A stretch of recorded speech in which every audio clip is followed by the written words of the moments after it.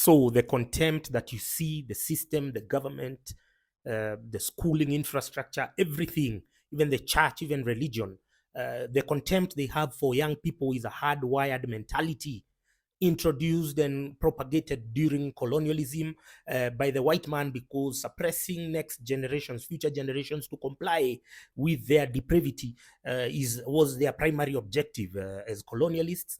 It manifests. You never see it, but it's like, for instance, in the 2000s, I was a youth chairman of our church, and so we had youth, and we wanted to do activities, just even to go for hikes, just things that would bring us together. But the church leadership in my church kept suppressing and freezing funding for anything that was youth related. But then the same old bastards then went and formed a choir where they used to sing horribly at that. And that choir, then they started doing the same activities that we used to request funding for, and they were denying us and they were choking us. And so if you look at that church establishment, the youth is non-existent, because they have basically frozen funding. They have denied funding for any youth because of the contempt. And the first thing they will, because their minds are so toxic, the first thing they always think is, oh, you guys are embarking in I don't know what activities behind the scenes, because that's what their mind wants to, and they want to rationalize denying you funding using that sanctimonious, self-righteous approach. Oh, you guys will go there and you'll be naughty, or you'll be doing what. That's first of all is a convenient fallback, but also it also shows how toxic they are, and the future, the forward generations. It shows you how just stupid they are, because that's all they can think about. They don't, but they all avail funding for their projects whenever they want. They were still doing the same hikes as old people. Married people, they were still going for the same hikes that us we were asking for. So you need to look at it from that context, that young people, they are wired to be suppressed. Even now, the schooling system, I've just seen an article by Githeri Media. Suddenly Daily Nation, Githeri Media, they know that suddenly it's a concern that the schools are being overstretched. They were there when this quota system was being implemented. They knew that that quota system will mean that students from other regions will come and stress the facilities of the existing schools, which have been promoted in 2011 against, I don't know who they consulted when they were promoting those schools. And now suddenly the media have done an article. Oh, I don't know what. Okay, the media, you are full of shit, you useless journalists. Yeah. So I'll give you another context of how the youth are suppressed. When Kenya Airways, first of all, the Kenya Airways was brought down by corruption by the Kenyatta family criminal enterprise. You saw the Senator Richard Onyonka talking about two companies named after national parks, owned by the Kenyatta family criminal enterprise, where they lease planes, the Embraers, to Kenya Airways. But that's not the issue. In 2016, the CEO was Mbuvi Ngunze, or whatever you call that idiot. And then he got this Muzungu company to come and advise them, strategic, I don't know what. Who was the first casualty? The first casualty by Mbuvi Ngunze, when he was doing the rationalizing of KEQ, is to choke funding. He terminated the sponsorship, which was a Muzungu advisory. The Muzungus, the British company that was, I don't know what it was called. These Muzungus, man, they are so disgusting. The first casualty of that strategic planning and whatever was for them to terminate the sponsorship of the Kenya Sevens. You see, can you imagine? Kenya Sevens was just costing like 30 million a year to sponsor, and it was giving them great visibility because it was on national platforms, it was international media.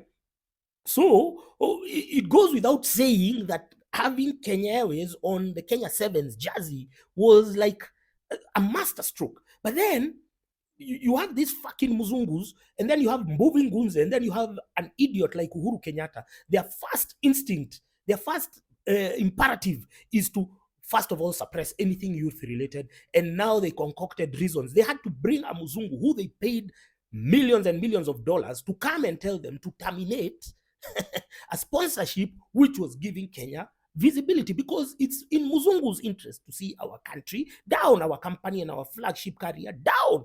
But then they also have their local stewards. They have their local offshoots in the likes of Uhuru and whatever, who now come and then they validate their depravity.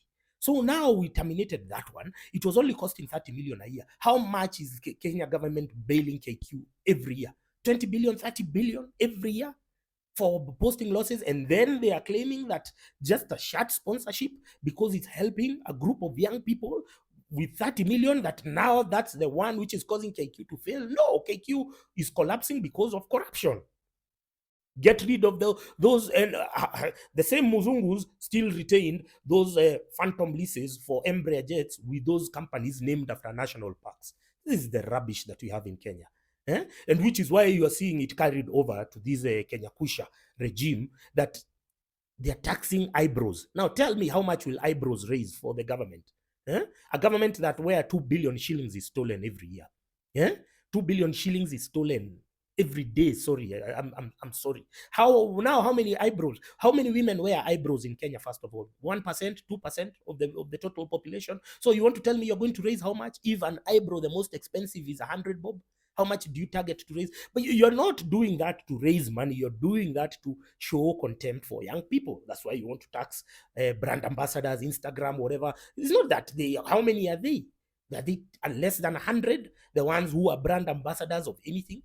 But how much do they make in a year? 1 million? So how much do you hope to raise? It's not that you're going to make any money that will plug the deficits that you are now trying to show the donors. You're pandering to the donors. You're pandering to the donors that we are making money. The same donors, I saw the IMF director here. I saw her here. The same donors who gave Uhuru money, and they knew he was going to steal it, but they still gave him anyway. And then now you're pandering to them. You're showing them now, we're even taxing eyebrows. Now tell me, when you're seated on a table, on a boardroom, KRA or whatever, the guy's budget committee at the Ministry of Finance, stupid bureaucrats, you damn bureaucrats, is that the highest level of discussion that you can have there? Let's tax eyebrows. Well, let's tax Instagram brand ambassadors. Oh, let's tax cell phones. Why are you taxing the gadget? While you're already taxing us there, you're taxing our M-Pesa, you're taxing our Netflix, you're taxing the apps, and then you want to tax now the gadget that is bringing you all this revenue. How stupid can you be?